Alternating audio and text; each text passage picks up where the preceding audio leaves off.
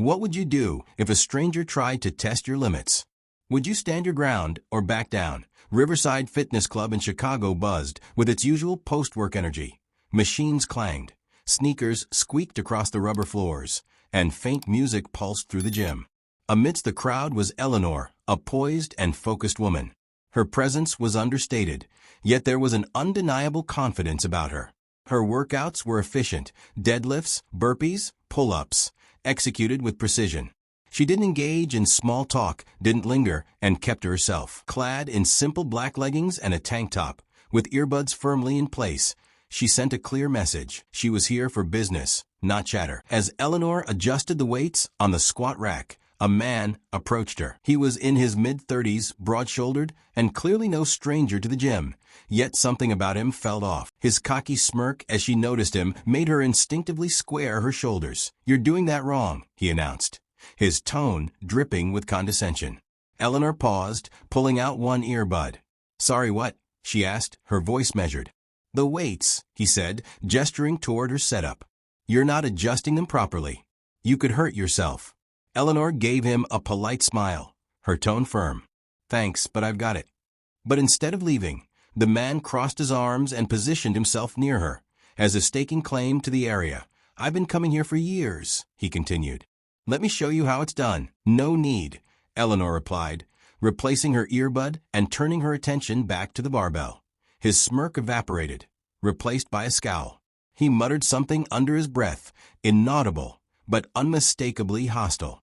The shift in the room's energy didn't go unnoticed. A few gym-goers glanced their way, but chose to stay out of it. Undeterred, Eleanor carried on with her routine, her movements fluid and precise. Yet the man lingered, shadowing her as she transitioned between exercises, muttering unsolicited critiques each time. Finally, she moved to the bench press, adjusting the weights with practiced ease. That's when he raised his voice, loud enough to draw attention. "Women like you always think you've got it all figured out, don't you?" Eleanor froze mid-motion. Slowly, she turned to face him, her expression calm, but her eyes sharp. "What exactly is that supposed to mean?" The gym seemed to quiet, the usual background noise dimming slightly.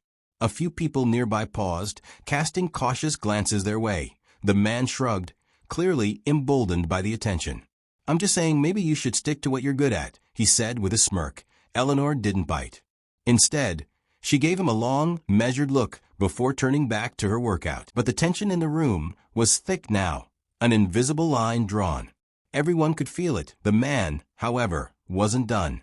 He followed her to the water fountain, leaning against the wall as she refilled her bottle. "Hey," he barked. "I'm talking to you." Eleanor didn't respond at first, calmly sipping her water and screwing the cap back on. But his tone grew sharper. "Look, you don't have to act so tough. If you're struggling, just admit it. I can help." At that, Eleanor turned to face him, her voice steady. "Struggling? The only thing I'm struggling with is your inability to leave me alone." Her words cut through the gym like a blade. A few people stopped mid-workout, their curiosity piqued. The man's smirk vanished, replaced by a humorless laugh. "You think you're better than me?" he snapped, stepping closer. "What makes you so special?" "Nothing makes me special," Eleanor replied, her tone even. "But I know how to handle myself." "Do you?" The challenge in her words hit a nerve. His face darkened, and he stepped into her personal space, his voice dropping to a low, threatening growl. "You'd better watch your mouth." The atmosphere in the gym was electric now, the tension palpable. A few gym-goers glanced around, unsure whether to intervene. A young man on a treadmill looked at Eleanor, his expression uncertain, but she gave him a subtle shake of her head. The man's anger boiled over. His fists clenched as he moved closer, his voice louder. "You've got a smart mouth, don't you?" Eleanor didn't flinch. She straightened, her eyes locking on his, calm, controlled, unshaken. "You need to calm down," she said firmly, her voice steady. It wasn't a request. It was a command. But her composure only enraged him further. He reached out and grabbed her arm roughly. Gasps rippled through the room. For a moment, Eleanor didn't move. She was eerily still, her body tensed like a coiled spring. The man sneered, his grip tightening. What are you going to do about it, huh? Then, in a blur of motion, Eleanor acted. Her free hand shot up, gripping his wrist with iron strength. With a swift, calculated twist, she forced him to release her. His face contorted in pain and surprise as she stepped back, keeping herself out of reach, but entirely in control. "Let me make this clear," she said, her voice cutting through the silence like steel. "You do not put your hands on me. Ever." The man stumbled back, clutching his wrist, his confidence crumbling. But instead of retreating, he let out a frustrated roar and lunged at her. Eleanor didn't hesitate. She sidestepped his clumsy attack with precision, using his momentum against him. In one smooth motion, she swept his legs out from under him, sending him crashing to the floor with a resounding thud. The gym erupted into chaos. Some people shouted, others backed away, and a few pulled out their phones to record. The man groaned, dazed and humiliated, as Eleanor stood over him, her stance steady and unyielding. "You really don't know when to quit," she said, her voice low but firm, meant only for him to hear. For a moment, he looked like he might try again, but the fire in her eyes stopped him cold. She wasn't just confident. She was skilled, prepared, and dangerous. Riverside Fitness Club was alive with its usual hustle, weights clanging, treadmills whirring, and faint music pulsing overhead. The incident had passed, but the energy in the room buzzed differently now, tinged with the echoes of what had just unfolded. And just like that, the moment was over. The glass doors slammed shut, yet the tension in the gym seemed to linger.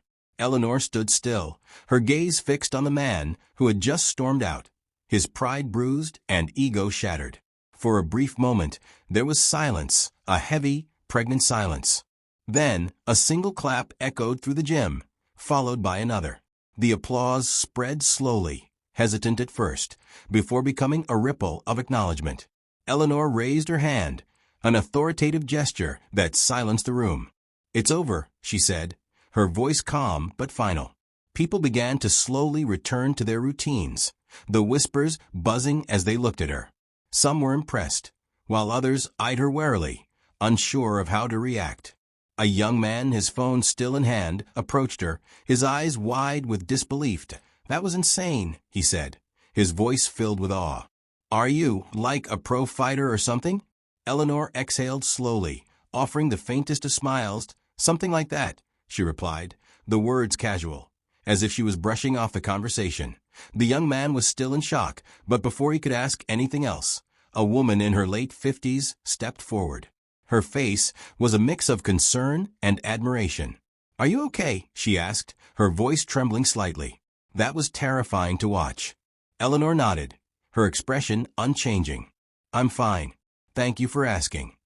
The young woman from the front desk, Tessa, nervously approached. Her name tag caught Eleanor's eye as she wrung her hands together.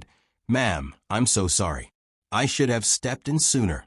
You did what you could," Eleanor interrupted gently, her voice soft yet firm. "Not everyone knows how to handle situations like that."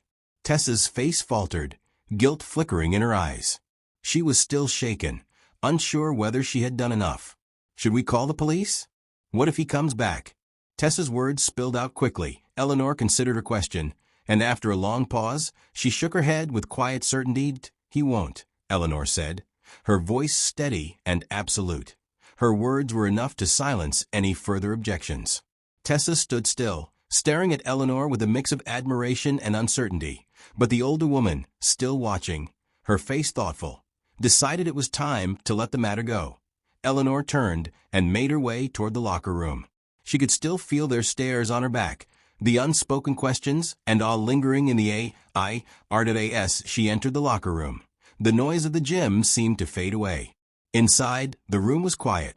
The usual clink of weights and hum of machines felt distant. Eleanor set her gym bag down on the bench and caught her reflection in the mirror. Her face was calm, collected, but beneath the surface, her mind raced. Adrenaline still buzzed in her veins, not from fear, but from something else. Control. She had entered that gym expecting nothing more than a simple workout. Instead, she had made a statement, not just to him, but to everyone. She had shown them that respect wasn't optional. She took a slow, deep breath, steadying herself, when the door creaked open. Tessa was standing in the doorway, hesitant, unsure if she should enter. "Can I ask you something?" she said, her voice tentative. Eleanor turned toward her, giving her a steady, unreadable look. "Go ahead," she said calmly, her tone not unkind. Tessa fidgeted, clearly uncertain of how to approach her. Finally, she blurted out, "How did you stay so calm? I mean, he was so aggressive, and you just handled it. How did you do that?" Eleanor exhaled slowly, her posture relaxed. She leaned back slightly, folding her arms. "It's not about being calm," Eleanor said, her voice even. "It's about knowing you can handle yourself. Fear loses its grip when you're prepared." Tessa blinked, absorbing her words, before she asked with growing curiosity, "So you're trained? Like military or something?" Eleanor studied Tessa for a moment, her eyes steady. She had seen that look before, the curiosity mixed with awed. "Navy SEAL," she said with quiet pride. 10 years. Tessa's eyes widened in disbelief. "Oh, that explains a lot," she said softly. Eleanor gave a small, knowing smile, a hint of something unspoken in her expression. "It's not just about the training," she continued, her voice serious now. "It's about knowing when to act and when to let things go. People like him, they prey on easy targets. Show them you're not one, and they don't know what to do." Tessa nodded slowly, as if absorbing every word Eleanor spoke. The younger woman's eyes were full of admiration now, and there was something else there, too. Respect. "I wish I could be that brave," Tessa said, her voice quieter.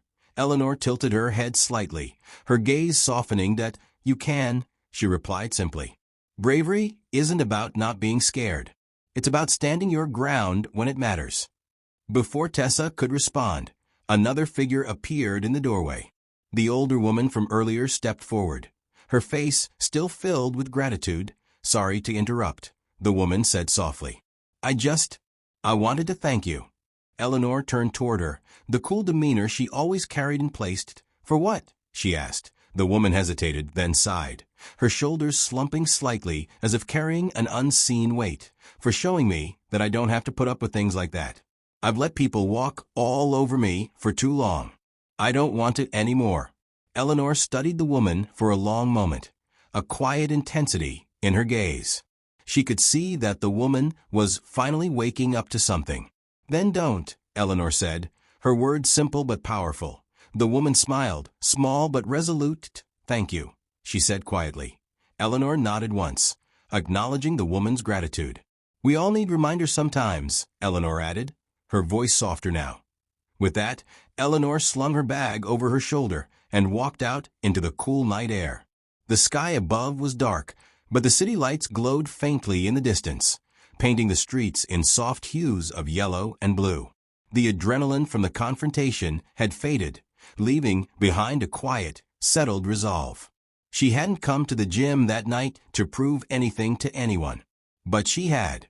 Not to the man, not to the onlookers, but to herself. Respect isn't optional. As Eleanor stepped into the night, she realized something important. It was never about physical power. It was about the power of presence, confidence, and knowing when to stand your ground. In the end, that was what made all the difference.